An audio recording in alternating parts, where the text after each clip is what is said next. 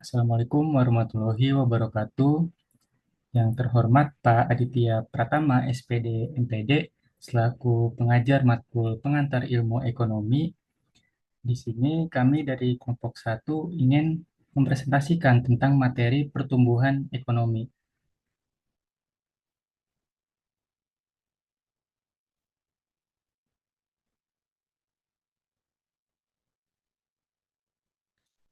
Baik, di sini perkenalkan nama saya Aldo Raya Al-Hakim. Lalu ada rekan-rekan saya yaitu yang pertama Felisa Putri Larasati, lalu Mailani, Kriasela Lubis, lalu Fakih Fitra Al-Hazim, dan Gadis Afiatri. Bisa di next. Materi ini akan dipaparkan oleh Gadis. Baik, Gadis silakan.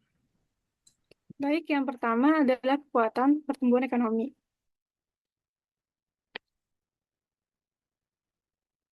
Nah, definisi pertumbuhan ekonomi adalah peningkatan total produksi barang dan jasa dalam suatu perekonomian. Artinya, perekonomian menjadi lebih produktif dan mampu menghasilkan lebih banyak hal yang dibutuhkan masyarakat, seperti makanan, pakaian, transportasi, layanan kesehatan, pendidikan, serta lapangan kerja. Jadi, jika suatu negara itu mampu menghasilkan lebih banyak barang atau jasa, artinya ekonominya itu tumbuh. Nah, pertumbuhan ekonomi ini bisa dilihat dari PDB real per kapita atau produk domestik bruto real per kapita yang memperhitungkan inflasi dan pertumbuhan populasi. Kenapa pertumbuhan ekonomi dilihat dari PDB real per kapita? Karena dengan menghitung per kapita, kita juga menghitung pertambahan jumlah penduduk. Jadi kita bisa mengetahui rata-rata pendapatan tiap orang di suatu negara. Ketika pendapatan per orang itu naik, berarti ekonominya itu bertambah, yang akan berperan besar dalam meningkatkan kualitas hidup masyarakat. Nah, eh, di sini ada eh, cara mengukur pertumbuhan ekonomi. Rumusnya itu yaitu growth T, T plus 1 sama dengan Y, T plus 1 kurang YT bagi YT. Nah, T itu merupakan tahun pertama. T plus 1 merupakan tahun setelah T, YT merupakan PDB real per kapita pada tahun T, dan YT plus 1 merupakan PDB real per kapita pada tahun T plus 1. Jadi misalnya pada PDB real per kapita ekonomi Amerika Serikat pada tahun 2005 adalah 50.512 dan pada tahun 2006 adalah 51.374, maka tingkat pertumbuhan antara 2005 dan 2006 dapat dihitung sebagai growth 2005, 2006 sama dengan kita taruh PDB real per kapita pada tahun T itu sebesar 51.374 dikurangi dengan PDB real per kapita pada tahun T, yaitu sebesar 50.500.512 dibagi 50.512 sama dengan 0,017 atau setara dengan 1,7%. Nah, ada beberapa manfaat dari pertumbuhan ekonomi. Di sini ada 4. Yang pertama adalah peningkatan kesehatan. Pertumbuhan ekonomi memungkinkan peningkatan anggaran untuk sektor kesehatan. Dengan adanya pendapatan nasional yang lebih tinggi, pemerintah dan masyarakat dapat berinvestasi lebih besar dalam layanan kesehatan yang akan meningkatkan kualitas kesehatan. Selanjutnya adalah pendidikan yang lebih baik. Pertumbuhan ekonomi juga pastinya meningkatkan kualitas dan akses terhadap pendidikan. Dengan anggaran yang lebih besar, pemerintah dapat memperbaiki fasilitas sekolah dan memberikan kualitas pendidikan yang lebih baik. Lalu yang ketiga adalah inovasi teknologi. Dengan berkembangnya ekonomi, pastinya negara dapat berinvestasi dalam bidang teknologi, sehingga menciptakan inovasi baru dan membuka peluang baru. Dan yang terakhir adalah peningkatan standar hidup. Pertumbuhan ekonomi berarti pendapatan per kapita pastinya meningkat, sehingga masyarakat memiliki daya beli yang lebih besar. Masyarakat bisa menikmati gaya hidup yang lebih baik, memiliki akses ke layanan yang berkualitas, dan memiliki lebih banyak pilihan dalam hidup. Lalu selanjutnya adalah tantangan dari pertumbuhan ekonomi. Yang pertama adalah ketimpangan pendapatan. Terkadang pertumbuhan ekonomi itu tidak tersebar secara merata. Ada beberapa lapisan masyarakat yang tidak merasakan efek dari pertumbuhan ekonomi. Contohnya itu orang-orang miskin. Nah, ketimpangan pendapatan ini berpotensi menyebabkan ketidakstabilan sosial dan menghambat kemajuan. Lalu yang kedua adalah dampak lingkungan. Aktivitas ekonomi yang tinggi seringkali berujung pada penggunaan sumber daya alam yang berlebihan, seperti polusi udara dan perubahan iklim. khususnya sektor industri yang memiliki dampak yang cukup besar terhadap lingkungan. Jika tidak diatasi, maka dapat menyebabkan kerusakan ekosistem. Dan yang terakhir adalah kebutuhan akan keberlanjutan. Pertumbuhan ekonomi yang tidak memperhatikan keberlanjutan bisa mengancam masa depan. Apalagi kalau terlalu bergantung pada sumber daya alam yang tidak bisa diperbarui. Nah, oleh karena itu, pembangunan ekonomi harus memperhatikan keberlanjutan, seperti menggunakan energi terbarukan dan mengelola limbah dengan baik. Materi selanjutnya akan dijelaskan oleh Aldo. Baik, bagaimana pertumbuhan ekonomi suatu bangsa? Bisa di next. Fungsi produksi agregat dan pertumbuhan ekonomi. Nah, jadi yang pertama ini fungsi produksi agregat Y sama dengan A dikali F dalam kurung K, H. Menjelaskan hubungan antara PDB yaitu Y dan tiga faktor utama, yaitu modal fisik atau K berupa aset seperti mesin, kendaraan, dan bangunan yang mendukung produksi. Lalu ada satuan efisiensi tenaga kerja atau H. Ini mencakup keterampilan dan pengetahuan tenaga kerja yaitu modal manusia.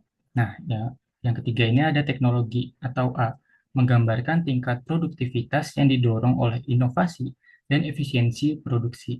Setiap peningkatan pada faktor teknologi ini akan menggeser fungsi produksi ke atas, sehingga PDB akan semakin meningkat. Nah, lalu sebuah negara dapat meningkatkan PDB ini melalui tiga cara utama nih. Yang pertama ini penambahan modal fisik dengan meningkatkan investasi untuk memperbesar modal fisik. Lalu yang kedua ada peningkatan modal manusia atau H. Ini melalui pendidikan, pelatihan, dan peningkatan keterampilan tenaga kerja. Nah, lalu yang ketiga ini ada kemajuan teknologi melalui inovasi serta pengembangan pengetahuan yang akan meningkatkan efisiensi dan kapasitas produksi. Baik, bisa di next. Nah, pada materi ini adalah peran investasi dan tabungan dalam akumulasi modal dan pertumbuhan ekonomi. Akumulasi modal fisik. PDB dapat ditingkatkan melalui investasi dalam modal fisik yang memerlukan tabungan sebagai sumber pembiayaannya. Nah, dalam ekonomi tertutup tanpa pengeluaran pemerintah, identitas pendapatan nasional disederhanakan menjadi PDB sama dengan konsumsi ditambah investasi. Lalu yang kedua adalah investasi dari tabungan. Nah, dalam konteks ekonomi tertutup, semua tabungan rumah tangga digunakan untuk investasi dan bank bertindak sebagai perantara yang menyalurkan tabungan rumah tangga kepada perusahaan untuk keperluan investasi. Nah, jadi uang yang kita tabung di bank itu, bank tersebut akan menggunakannya sebagai keperluan investasi kepada perusahaan untuk memberikan modal kepada perusahaan agar bisa meningkatkannya lagi. Lalu tabungan dan pertumbuhan modal. Tingkat tabungan yang tinggi memungkinkan pertumbuhan modal fisik yang lebih cepat, yang pada akhirnya meningkatkan PDB. Nah, lalu teknologi sebagai motor pertumbuhan berkelanjutan. Kemajuan teknologi memberikan dampak eksponensial, meningkatkan PDB dalam jumlah yang proporsional. Misalnya pada suatu negara itu GDP-nya itu $1.000. Peningkatannya itu mengalami sekitar 10%. Nah, maka akan menambah $100. Hal ini menjadikan teknologi sebagai motor utama dalam pertumbuhan ekonomi yang berkelanjutan. Baik, bisa di next. Optimasi pilihan antara menabung dan mengonsumsi. Nah, yang pertama ini PDB dan pembagian antara konsumsi dan investasi. Contohnya di Amerika Serikat pada tahun 2008, PDB-nya itu sebesar 14,44 triliun dan tidak semuanya dikonsumsi. Sebagian digunakan untuk investasi dalam modal fisik. Contohnya ini seperti mesin, jalan, dan jembatan melalui tabungan rumah tangga. Lalu yang kedua ini adalah pilihan rumah tangga, konsumsi hari ini atau besok. Setiap rumah tangga menghadapi prioritas dan kebutuhan berbeda dalam menentukan berapa banyak pendapatan yang akan dikeluarkan. Nah, versus ditabung untuk masa depan. Misalnya rumah tangga yang mempersiapkan biaya pendidikannya akan cenderung untuk menabung lebih banyak. Nah, lalu yang ketiga ini, apa saja faktor yang mempengaruhi keputusan seseorang untuk menabung? Keputusan seseorang untuk menabung. Nah, yang pertama ini ada suku bunga. Nah, tingkat suku bunga mempengaruhi hasil yang diharapkan dari tabungan. Semakin tinggi suku bunga pada bank, maka nasabah tersebut akan beralih untuk menabung lebih banyak. Nah, suku bunga ini adalah bunga yang diberikan oleh bank kepada nasabah karena telah menyimpan dananya di bank. Lalu, ekspektasi pendapatan masa depan rumah tangga yang mengharapkan pertumbuhan pendapatan cepat di masa depan mungkin akan perlu menabung lebih banyak. Nah, lalu pajak di masa depan. Karena ekspektasi pajak yang lebih tinggi pada suatu negara, maka rumah tangga akan menabung lebih banyak guna menghindari penurunan konsumsi di masa depan. Lalu yang keempat itu tingkat tabungan ekonomi.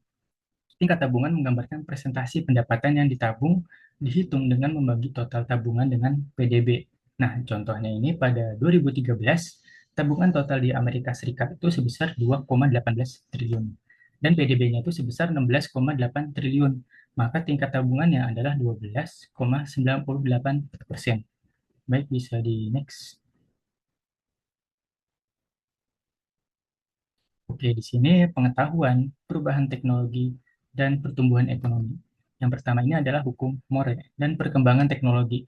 Hukum More menyatakan bahwa jumlah transistor pada mikrochip akan berlipat ganda setiap 2 tahun. Nah, sehingga meningkatkan daya komputasi komputer. Tren ini telah berlaku selama lebih dari 50 tahun. Nah, semakin meningkatnya daya komputasi komputer dan semakin banyaknya jumlah jumlah suatu chipnya, maka harga tersebut akan lebih murah daripada tahun ke tahun. Lalu contoh lain, perubahan teknologi, penurunan biaya pencahayaan. Nah, jadi selama 2 abad terakhir ini biaya pencahayaan untuk rumah tangga dan perusahaan telah turun drastis nih karena penurunan bola lampu dan perbaikan teknologi pencahayaan serta transmisi energi. Nah, lalu yang ketiga ini perubahan teknologi yang eksponensial. Perubahan teknologi bersifat eksponensial, artinya peningkatan teknologi ini terjadi dengan laju yang konstan, bukan dengan peningkatan yang tetap. Ini disebabkan oleh pertumbuhan yang berlipat-lipat.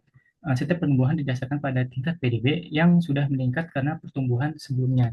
Nah, lalu apa dampak perubahan teknologi terhadap ekonomi? Nah, perubahan teknologi ini memungkinkan ekonomi untuk mencapai tingkat PDB yang lebih tinggi lagi dengan modal fisik dan efisiensi tenaga kerja. Dengan kata lain, teknologi ini memberikan fasilitas pertumbuhan ekonomi melalui peningkatan produktivitas. Baik, bisa di next. Nah, di sini ada harga sebenarnya cahaya dari waktu ke waktu pada tahun 1992. Nah, di sini kita lihat dari tahun 1800 sampai tahun 2000 itu harga lampu itu mengalami penurunan yang sangat drastis. Nah, ini disebabkan oleh perkembangan teknologi dari tahun ke tahun dan banyaknya kuantitas dari lampu tersebut. Baik, bisa dilanjut.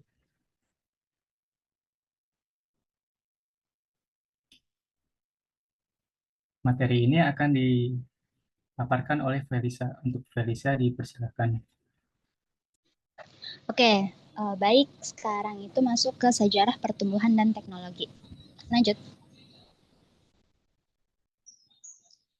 Di buku Acemi ini menampilkan data tentang tren pertumbuhan produktivitas tenaga kerja dari tahun 1995 sampai 2018 di negara-negara maju seperti Kanada, Prancis, Jerman, Italia, Jepang, UK, dan US. Bisa dilihat diagram batang ini tuh mayoritas negaranya itu pada turun semua dari 1995 sampai 2018. Beda sama yang di US.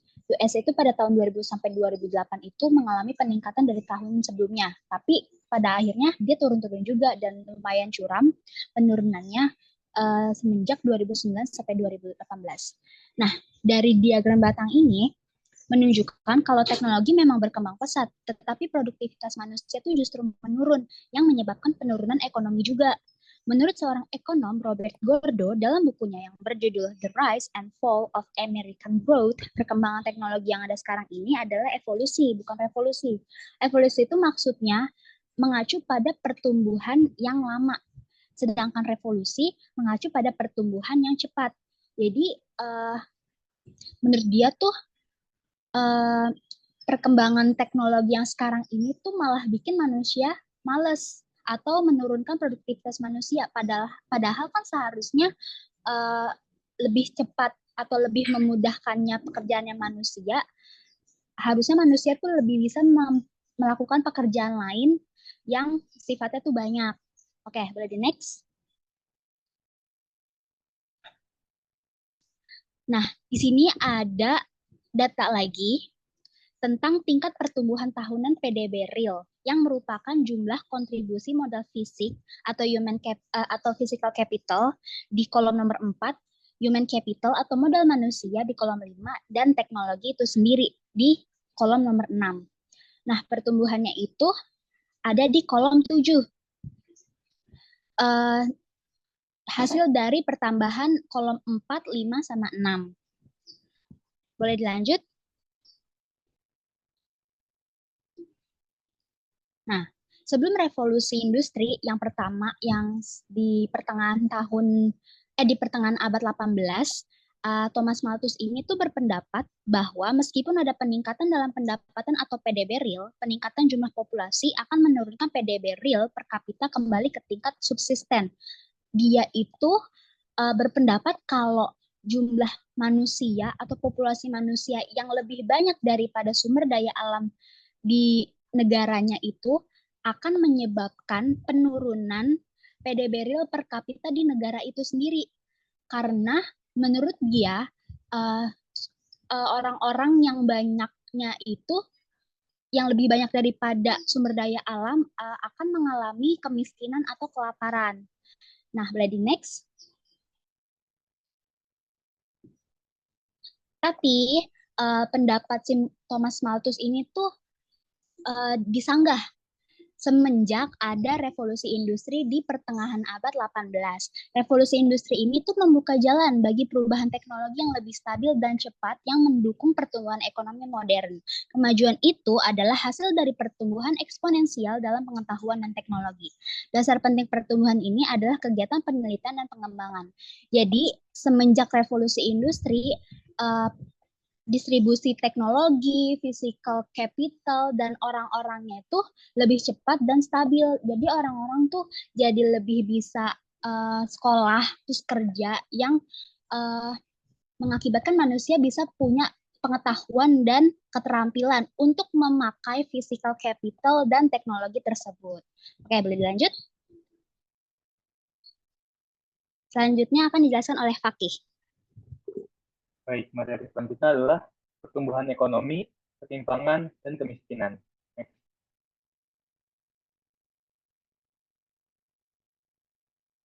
Pertumbuhan ekonomi atau economic growth adalah proses peningkatan total output barang dan jasa dalam suatu ekonomi dari waktu ke waktu. Ketimpangan atau inequality adalah ketidaksetaraan dalam distribusi pendapatan dan kekayaan di dalam masyarakat. Kemiskinan atau poverty adalah keadaan di mana individu atau kelompok tidak dapat memenuhi kebutuhan dasar untuk hidup dengan standar minimum, yang biasanya diukur dengan garis kemiskinan atau poverty line. Next. Hubungan antara pertumbuhan ekonomi dan ketimpangan. Pada beberapa kasus, pertumbuhan ekonomi dapat menyebabkan ketimpangan yang lebih tinggi karena manfaat dari pertumbuhan seringkali tidak didistribusikan merata.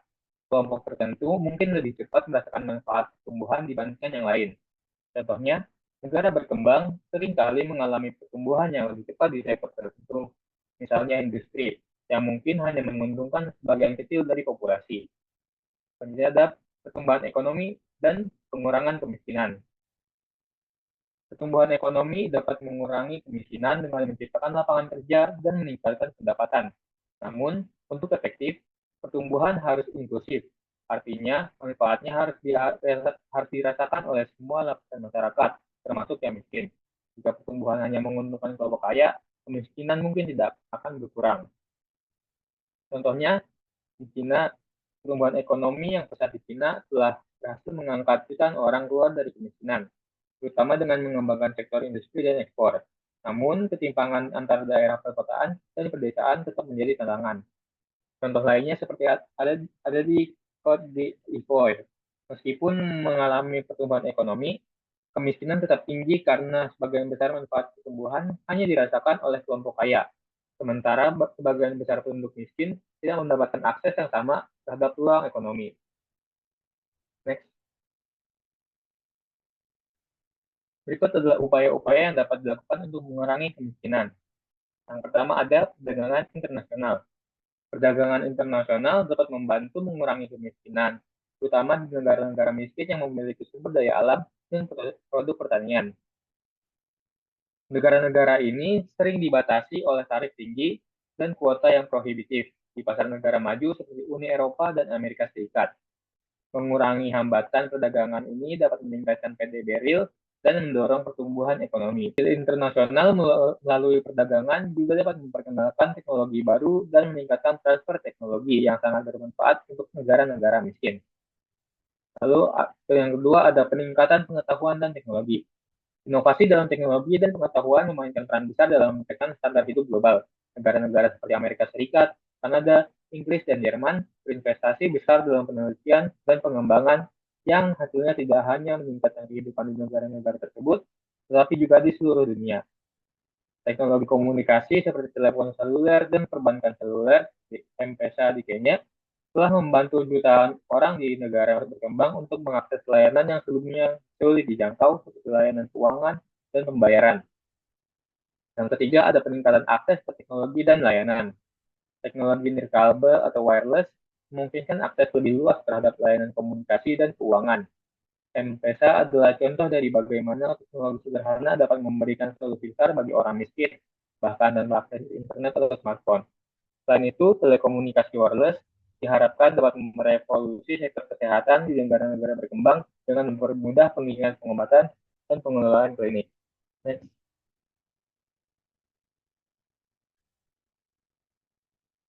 Untuk materi selanjutnya akan dipresentasikan oleh Melanie. Baik, selanjutnya kita akan membahas mengenai the Solo Bird Model. Jadi, ini adalah suatu grafik yang dikembangkan oleh Robert Solow. Grafik ini menjelaskan bagaimana ekonomi suatu negara tumbuh dan mengapa tingkat pertumbuhannya berbeda-beda tiap negara. Untuk fungsi produksi agregatnya itu adalah Y sama dengan A dikali F dikali K dan H. A-nya ini adalah level of technology atau level dari teknologinya. Sementara K itu adalah physical capital dan H yang berarti total efficiency unit of labor. Next.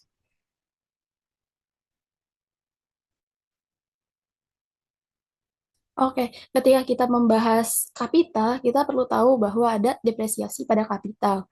Jadi kapital yang di sebelumnya itu, untuk mengetahui kapital di suatu tahun, kita bisa hitung dengan kapital di tahun ini sama dengan kapital di tahun sebelumnya dikurangi kapital yang terdepresiasi ditambah investasi. Next.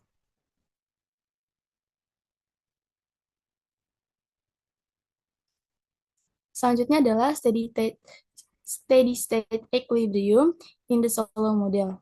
Jadi di sini ada suatu pemisalan jika suatu kapital di tahun ini itu sama dengan tahun sebelumnya. Maka grafiknya akan jadi seperti di samping. Keseimbangan keadaan tetap atau steady state equilibrium dalam model Solow digambarkan sebagai titik perpotongan antara kurva yang menggambarkan total tabungan dalam perekonomian dan garis yang menunjukkan jumlah investasi yang diperlukan untuk mengganti modal fisik yang telah terdepresiasi. Dalam gambar tersebut, K-nya itu adalah physical capital stock dan di atas ini Y itu sebagai simbol dari GDP. Next.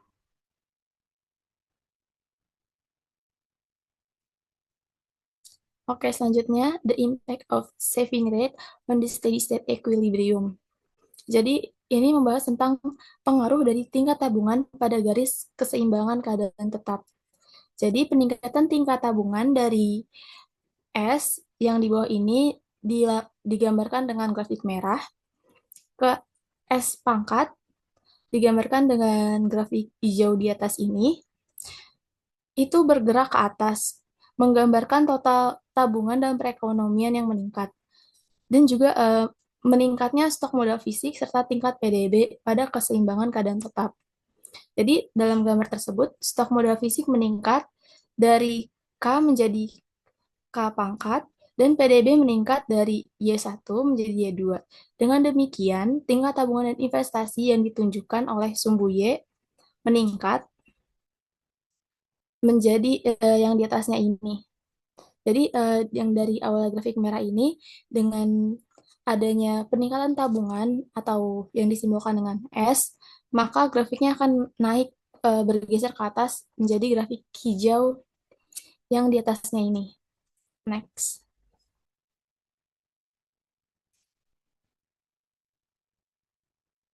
Selanjutnya adalah grafik yang menunjukkan perubahan garis keseimbangan atas pengaruh dari peningkatan pada human capital.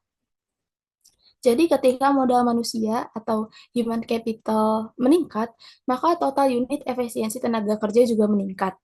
Hal ini berarti bahwa perekonomian dapat menghasilkan lebih banyak dengan stok modal fisik dan teknologi yang sama, sehingga kurva fungsi produksi agregatnya akan bergeser ke atas.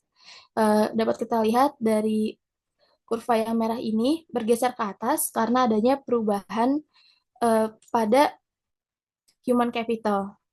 Jadi ketika human capitalnya meningkat, maka kurvanya akan bergeser ke atas. Next.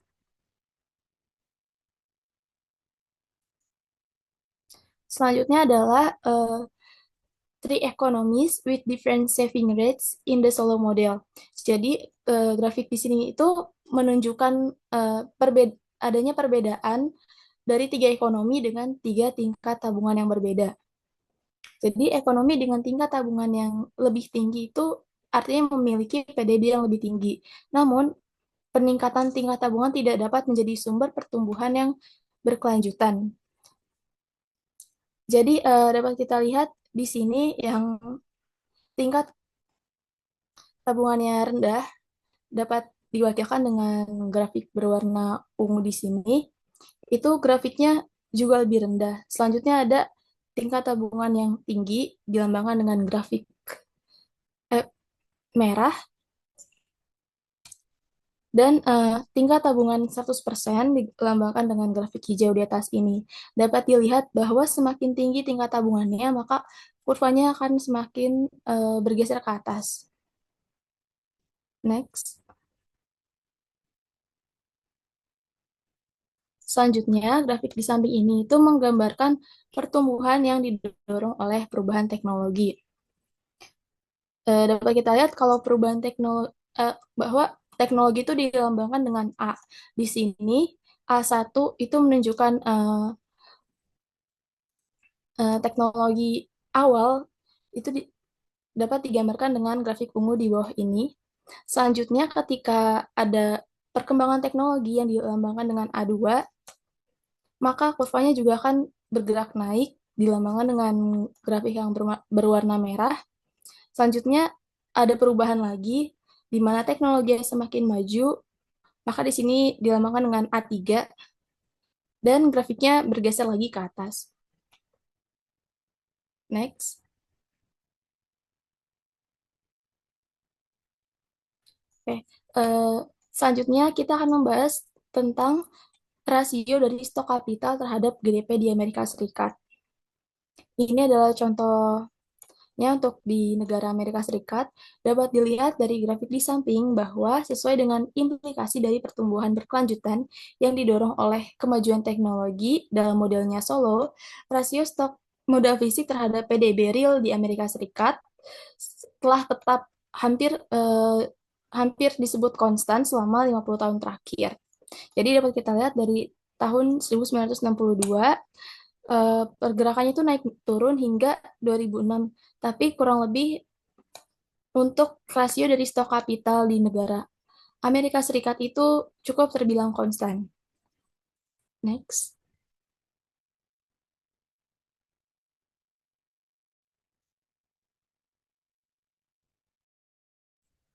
Oke, baik. Sekian dari kelompok kami. Apabila kurang lebihnya mohon maaf.